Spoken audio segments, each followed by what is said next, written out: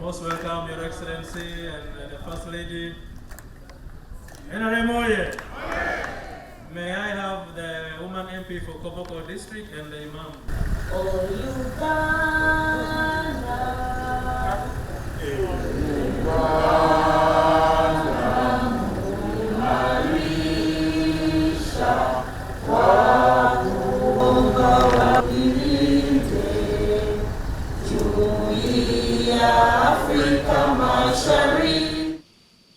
People take things easy. They are relaxed. They don't have to work. Here, fools can survive. Fools don't die here. Somebody can be stupid. He will not die. He will not live well, but he will also not die. He will just be there. Tafire, Tachizire. The Nyankoron, that's what they would say. He is not dead, he is not all right, but he's there.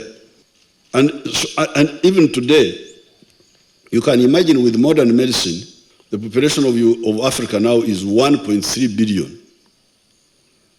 But the population of India is still slightly bigger than the population of Africa, in spite of Africa being 12 times bigger than India. And that's why, when we came into government, I never believed the line that population control, you have never heard me talking about that.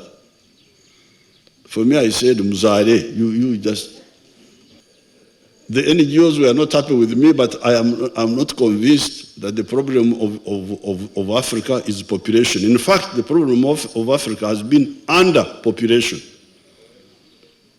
Now, this small population had an impact on formation of states, centralization, forming strong kingdoms. Because here, each group could remain independent.